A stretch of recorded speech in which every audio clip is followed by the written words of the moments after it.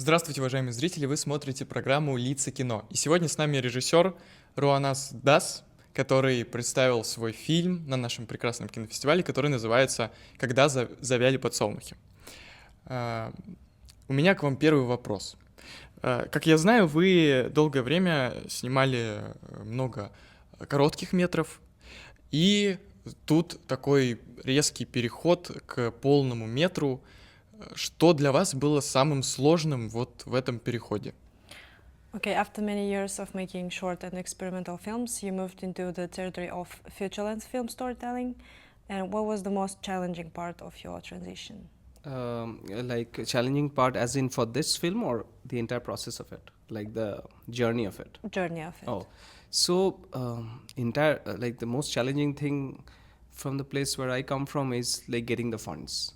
So like getting funds is the first and foremost the hardest part to, like, I haven't cracked it yet.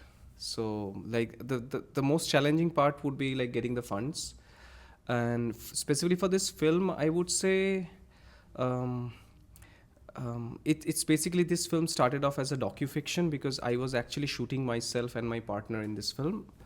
So, and from there, I started developing the project.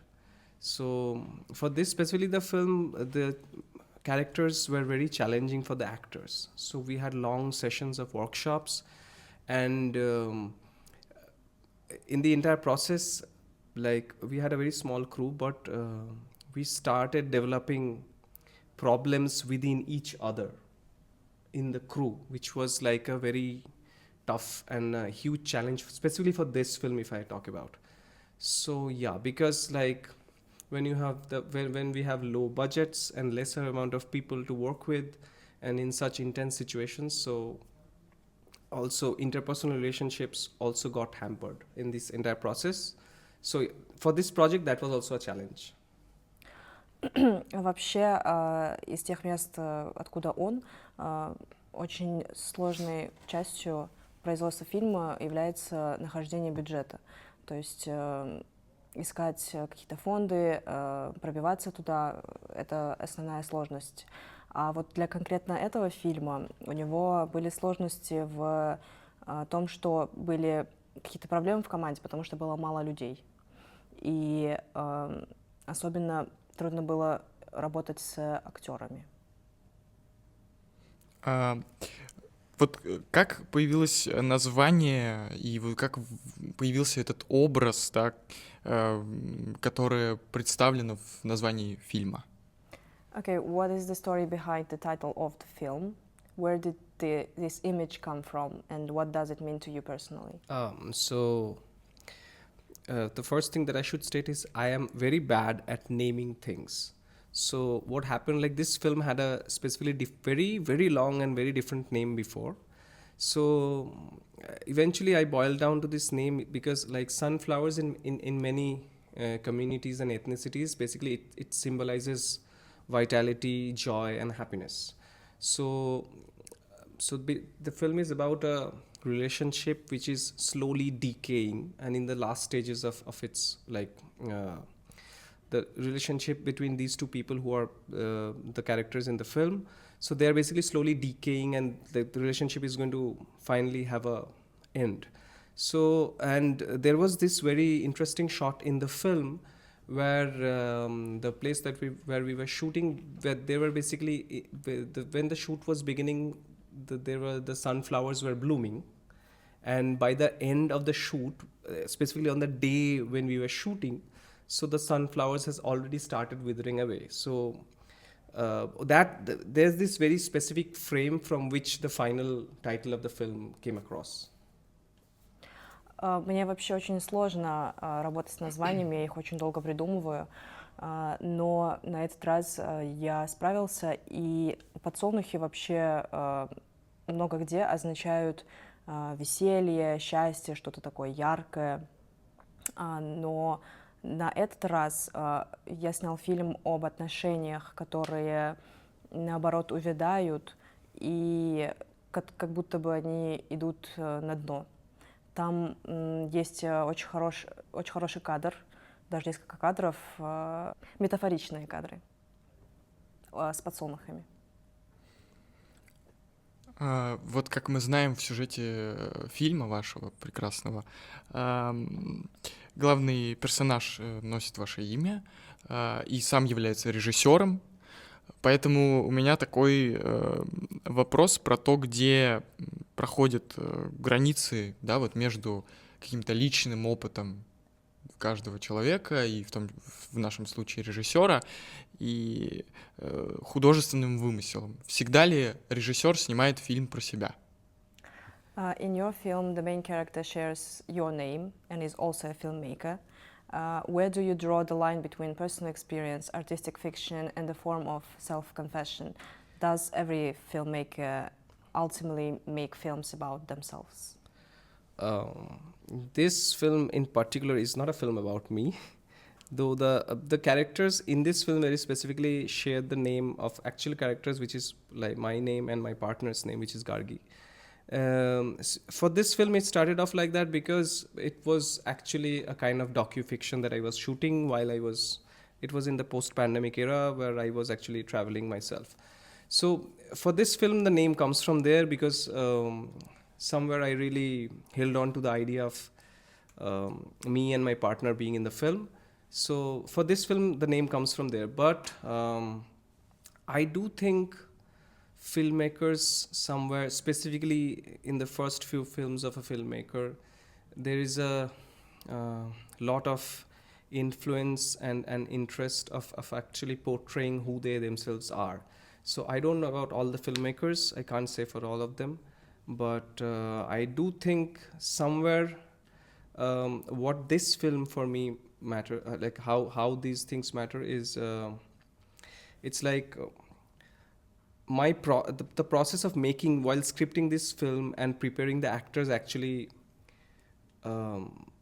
also portrays specifically these classes of people. So what happened is like there are many parts and stories and small backstories in this film which are actually drawn from actual characters that I have seen around me. So if not necessarily me or someone very close to me, but yeah, the pursuit, the artistic pursuit that I'm also in has also influenced a lot of the details of this film. So yeah, I hope that answers my question. Your question. Этот фильм на самом деле не обо мне, хотя персонажи носят мое имя и еще имя моего партнера Гарли.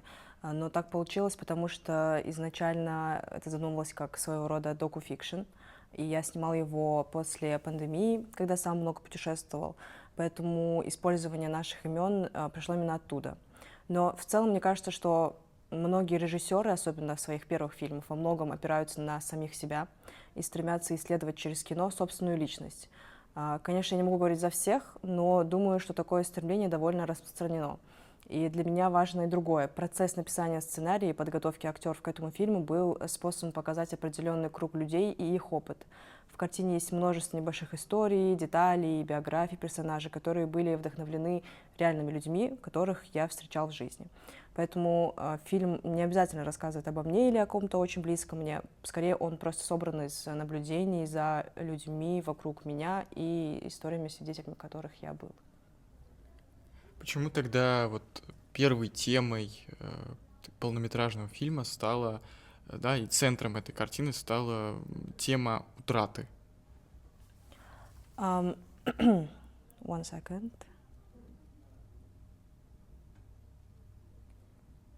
So why is the theme of loss became the main idea of your film? This is really tough for me to answer because I haven't found why, because it was not really how I usually try to, when I'm writing, how I usually try to write is I form a strict regime for myself to start off and reach somewhere in the script. But by the time I reach that somewhere in the script, which I don't always know which place is that, so what happens is the script in itself, it sounds too romantic, but the script will actually many a times take me to its to to its desired ending itself. So for me, this film probably had to end this way only. I couldn't find any other way to end this film. So, it like this script, when we started writing and getting onto this project, we knew, and I personally knew, that loss is going to be the certain end of this film, because the film ends at the loss of love. So like that was the natural course of events for the film. So yeah. На этот вопрос мне довольно сложно ответить, потому что я и сам не нашел точного объяснения. Но обычно, когда я пишу сценарий, я начинаю с определенной структуры и ставлю себе задачу двигаться вперед и прийти к какой-то точке. При этом я не всегда знаю, какая именно будет эта точка. Но по мере работы происходит нечто интересное, сценарий как будто бы начинает жить своей жизнью. Возможно, это очень романтично звучит, но история сама приводит меня к своему финалу. Поэтому мне кажется, что этот фильм должен был закончиться именно так. И на самом деле я изначально знал, что именно так это и закончится, потому что, мне кажется, это произошло натурально. То есть такая история должна была закончиться вот именно так. Я так понимаю, что вы много раз рассказывали о том, что научились создавать фильмы с минимальными ресурсами, и это было понятно из ваших ответов. Вот к вам такой вопрос. Когда ограничения становятся каким-то препятствием, а когда источником, может быть, какого-то режиссерской свободы или вдохновения, когда надо как-то выкрутиться, придумать что-то, какой-то необычный способ, когда не хватает нужных ресурсов. You just told us about the problem with finding funds, and you often learning about how to make films with very limited resources. At what point do limitations become an obstacle, and when do they instead become a source of creative freedom?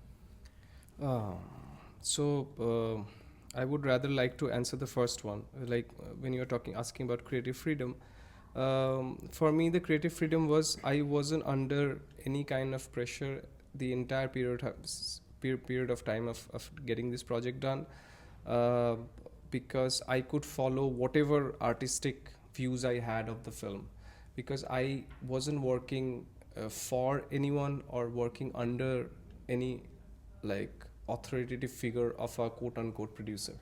So that was for me, I think, the best thing, because I didn't have to answer to anyone except myself and to my crew.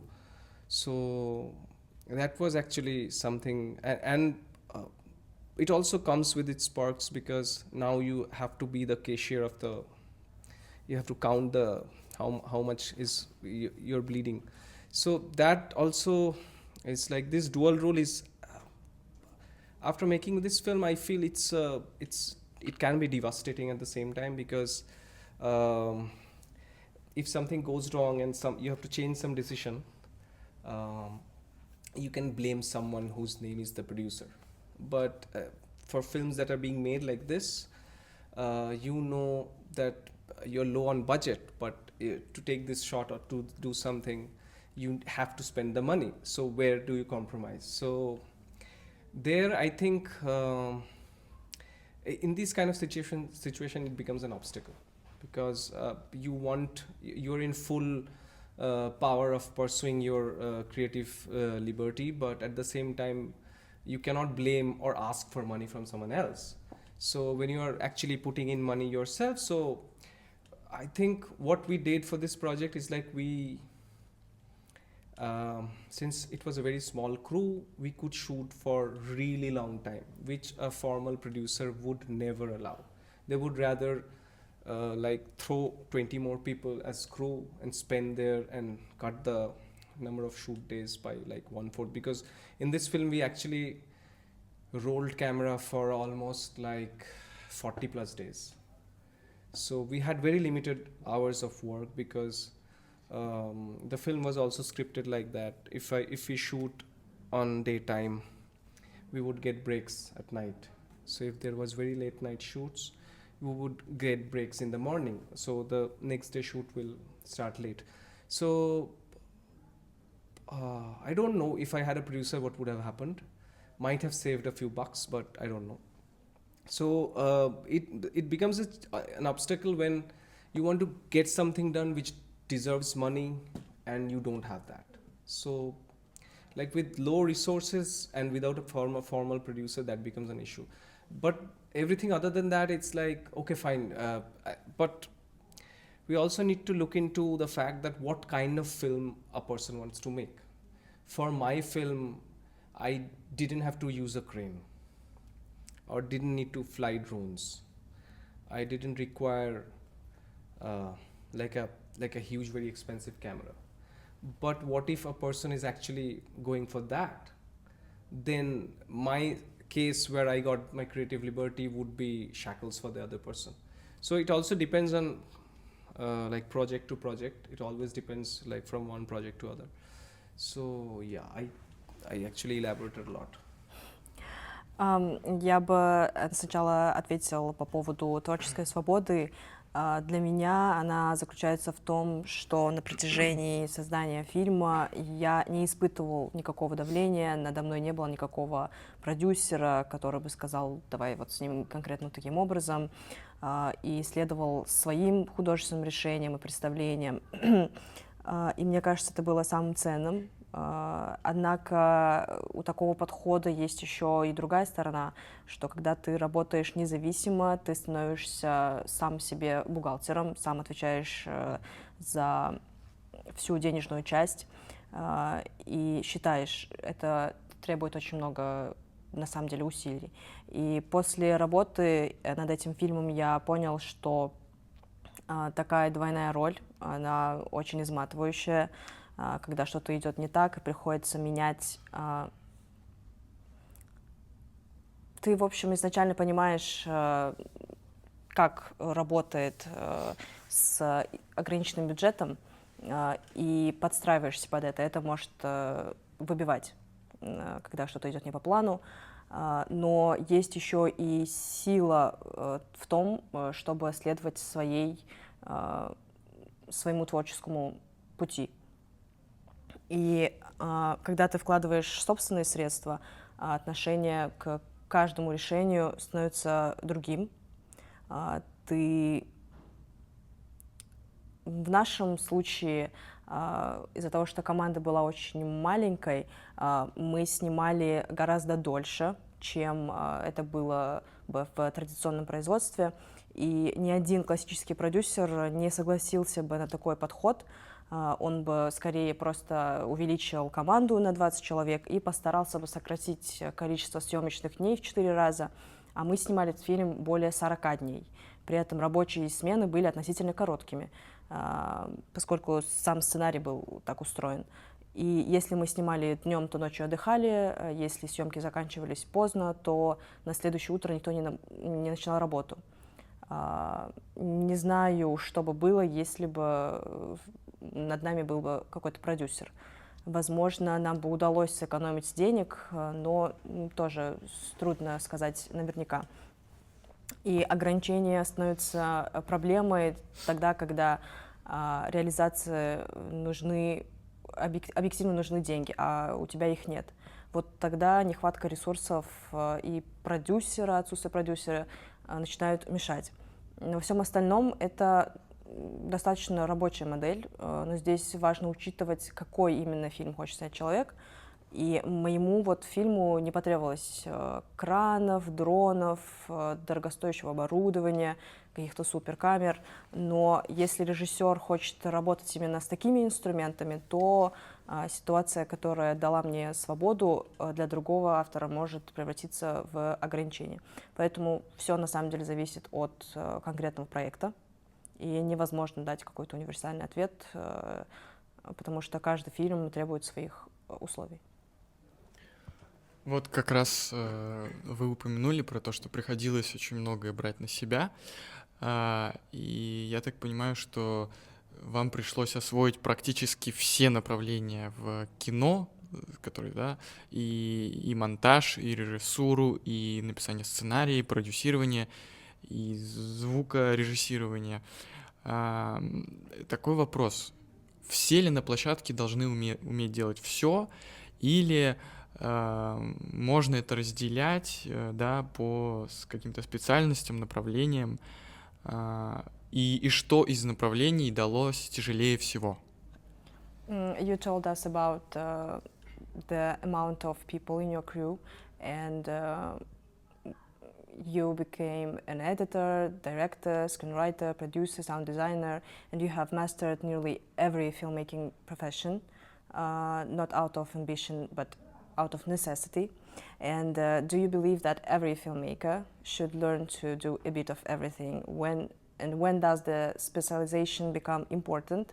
And which discipline was the most difficult for you to master? First thing I would like to correct, I'm not the sound designer. So other than that, it was correct. So for me, I think a director, a person who wants to be a filmmaker needs to, don't need to be a specialist in every sector of this form of art. But I think having some idea actually helps you create, reach your vision or create your vision in a more organized manner. Because if you do not have much idea about editing, you actually don't know how this shot will go into the other. So writing if you don't actually know much of editing or sound editing or basically how to listen to something. So what will happen is when you're writing the script, you will fail to visualize while in the writing process only. It doesn't you don't even need to go to the shoot floor. So for me, it has been a blessing that was a necessity for me, because many of the people around me, I know they don't really know go into the technicalities, and they do not also understand that all these technical departments, how they add up to give birth to this art form. Because specifically editing and sound editing and all this stuff sound very technical, but they aren't. That is where the film gets made. And if a director doesn't have this basic sense and basic ideas about how these other departments work, the problem will start from even the scripting phase. And I do believe that it would be better for every filmmaker to have some idea about all these departments. I forgot what was the second question. Какой был второй вопрос? Второй вопрос был про что из направлений вот этих всех давалось тяжелее всего, которое приходилось самому делать. What was the most difficult part? I have been editing my own short films for a long time. So I think for sound at times, because I do not know much of the technicalities, so what would happen is I would actually have issues with describing the sound what I want it to be. But even when I'm while I was in the editing process, I used to do some amount of sound editing so that I can give that feedback to my sound designer, and that person would get it done. So that was a bit tough, because at times I do not have the software level proficiency of dealing with sound editing. So for that, what if I know what to create, but I was not 100% in actually replicating something like that and giving it to the sound designer. So that was somewhere actually I had some hard time, but yeah, I still had some knowledge to make it understandable for my designer to work upon. Мне кажется, что режиссеру или человеку, который хочет заниматься кино, не обязательно становиться специалистом, но важно иметь хотя бы базовое понимание каждого этапа и каждого направления работы. Такое знание помогает более точно и организованно воплощать свое видение. Например, если у вас нет представления о монтаже, вам будет сложно понять, как один кадр соединяется с другим. А если вы мало знакомы с монтажом, звуком или принципами работы со звуковой средой, то еще на этапе написания сценария вам будет трудно полноценно визуализировать будущий фильм. И для этого не нужно оказываться на съемочной площадке. Проблема, на самом деле, возникает гораздо раньше, в самом моменте написания сценария. Для меня необходимость осваивать разные профессии стала своего рода благословением. Я знаю многих людей, которые не стремятся разбираться в различных тонких аспектах производства, кинопроизводства, и поэтому не всегда понимают, как эти отделы и специальности складываются вместе. Часто монтаж и работа со звуком и другие подобные технические процессы воспринимаются как что-то очень сложное, но на самом деле искусство рождается именно там. Съемки дают материал, но окончательная форма картины проявляется именно в процессе монтажа, работы со звуком и всем этом остальном. Моя самая сложная часть для меня была в объяснении звукорежиссеру, какого именно звучания я хотела бы добиться в этой сцене. Во время монтажа я делал черновую работу со звуком, чтобы дать направление звукорежиссеру. И он уже после развивал их профессионально. Но здесь возникала проблема такая, что у меня не было такого уровня владения программами для звукомонтажа, как у специалиста. Поэтому иногда я точно понимал, какого эффекта или атмосферу я хочу, но не мог на 100% передать это звукомонтажеру в техническом плане. Из-за этого между замыслом и его демонстрацией возникал определенный разрыв. Я знал, к чему стремлюсь, но мне всегда не хватало именно технических навыков, чтобы максимально точно передать эту идею другим людям. Я так понимаю, что вы изучали физику и даже защитили по ней диплом. Вы нашли что-то общее между вот работой в научной сфере и что-то общее между научным мышлением и в работе режиссера и вообще режиссурой? You earned a degree in physics before making a sharp turn towards cinema. Which field of physics did you study, and why did you decide to leave it behind? And what similarities do you see between scientific thinking and directing films? I was doing my special paper. I should rather say I was more inclined towards theoretical physics while I was in the undergrad and postgrad courses.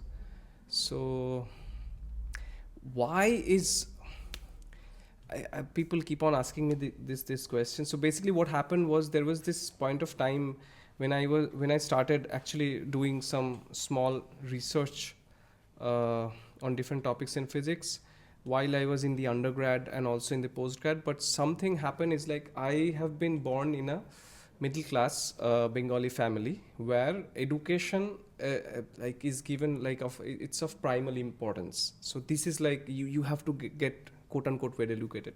So what happened is like and I have an elder sister. So what happens is like I have really traveled less and I have always been mostly in my hometown. So in Calcutta. So what happens is like while I was doing postgrad, I was staying outside my house and I was with friends. So I started going to places. And it's not like really I traveled to some other country, but it's like probably to some other place in the same state or maybe some other state. So I think traveling to specifically the mountains, because I didn't see, I never visited a hill station until I turned 23. So or maybe 21, something like that. So and I actually visited this very place where most of the film takes place.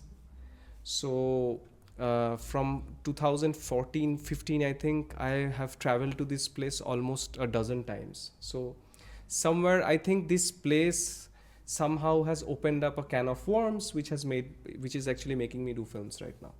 And basically that's why there is also this in the opening credits of the film, I've also dedicated the film to this place, because that is probably, if I hadn't traveled to that place, I don't know whether I would have landed up doing films or not.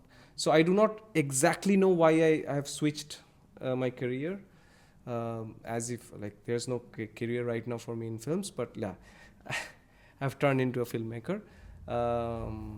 So I do not know the neural pathway, but I think it was traveling a bit and mountains a bit and forests a bit, and specifically this place that somehow did something to me.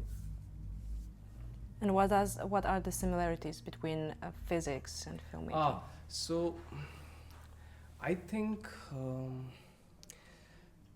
having some, it's not just about physics. I think people who do study science streams usually are acknowledged for their analytical thinking, but I do think people from other arenas of like other academics should also have this basic idea of being very analytical about. It's like while you're assessing a risk, so it's like if you do this you might or might not get this. So basically there's this weird sort of risk assessment in any kind of venture. Even if you open up a restaurant, so you'll have to do some assessment. You cannot be entirely like you just can't let go of everything. Like I wanted to become a chef, so I've taken a spoon and a cutlery and like so basically there's this risk assessment, I think, which people need to learn when they're specifically venturing out in this kind of stuff. So I think analytical thinking is something that I would attribute to physics, but I think even if I didn't study physics, I was anyways in many ways analytical about that stuff. Я вырос в бенгальской семье среднего класса, где образование всегда считалось главным приоритетом. И в какой-то степени меня даже заставили пойти в этот университет. И большую часть жизни я провел в Калькутте и почти не путешествовал. И в какой-то момент во время магистратуры, когда я жил отдельно, когда я начал жить отдельно и больше времени проводить с друзьями, я начал ездить по разным местам. И особенно сильное впечатление на меня произвели горы. До 20 с небольшим летом я вообще никогда не был в горной местности. И именно тогда я впервые оказался в месте, где позже происходит событие этого фильма. Эти поездки и новые впечатления постепенно изменили мой взгляд на мир, и я перешел, так сказать, от физики к кинопроизводству. Возможно, если бы я тогда не поехал в то место, я бы вообще не стал заниматься кино, поэтому я не могу точно объяснить, почему я сменил профессию. Не могу сказать, что сегодня меня ждет какая-то выдающаяся карьера в кинематографе, но факт остается фактом. Я стал режиссером. Мне кажется, свою роль сыграли именно путешествия, горы, леса и особенно то место, где позже разворачиваются события фильма. Что касается связи между наукой и кинопроизводством, то мне кажется, люди с естественно-научным образованием часто считают более склонными к аналитическому мышлению, но на самом деле такая способность важна для любого человека, независимо от области знаний. Я говорю об умении анализировать ситуацию, оценивать последствия и понимать риски. Например, когда вы начинаете какое-то дело, вы можете задаваться вопросом, если я сделаю это, к чему это может привести. И такой подход на самом деле нужен не только в кино, оно полезно везде и всегда. Ну и, наверное, последний вопрос про опыт от нашего кинофестиваля. Вот вы приехали, показали свою работу. Успели ли вы с кем-то познакомиться, посмотреть на людей? Как вообще видите ли вы разницу, как вот в культурах, да, воспринимают по-разному то, что вы закладывали в своем фильме? Вот. Ну и что интересного вы увидели за эти дни на нашем кинофестивале? Okay, the last question is, can you tell us about your experience from Евразия-Кинофест? And have you met any people here, any surprising, memorable moments? And did you see any differences between people here watching your movie and people all around the world? So far it's been good. being here, and it's also my first time here. I'm expecting surprising things to happen on the day of my screening. And I met a few people whom I have had some contact from beforehand, like over the internet or like messaging or mail. What I would say is it's a very new experience, so I can't really compare it with some other place. I've been to a few film festivals in my own country only, but I think what cinema viewing experience that I would like to state is I think here for the last 2-3 days that I've been here, I felt that people also go out to watch films, but they might not really feel like this is like a film festival. We have to be very serious while watching a film. So what happens back in my country is you tend to prepare yourself as a viewer. You might watch something incredibly good or bad or in between.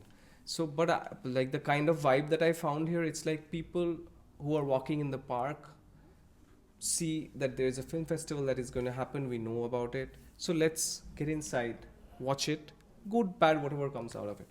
But back in India, it's it feels like there's a very serious atmosphere around film festivals. So that, as a cinema viewer, I felt. Пока мне здесь очень нравится, и вообще я тут впервые. Я до этого бывал только на фестивалях у себя в стране. Также встретила нескольких людей, с которыми раньше был знаком онлайн. И поэтому для меня это абсолютно новый опыт. Я не могу сравнить его с другими местами. За последние 2-3 дня у меня здесь сложилось ощущение, что люди приходят смотреть фильмы, но не обязательно относятся к этому как к чему-то серьезному, фестивальному, где нужно себя вести определенным образом. Например, у нас в стране люди очень серьезно готовятся к этому как к какому-то определенному событию, они настраиваются и готовятся, они готовятся увидеть, возможно, что-то очень хорошее, либо очень плохое, или среднее. А здесь я почувствовал некую другую атмосферу, что люди ходили, например, вот по парку, увидели, что здесь идет фестиваль, и решили зайти. Вот такие отличия я заметил. Ну что же, спасибо вам большое за это интервью. Мы будем заканчивать. Дорогие зрители, мы на этом заканчиваем, но с вами не прощаемся. Смотрите, не отводите взгляд от экрана, мы вам покажем.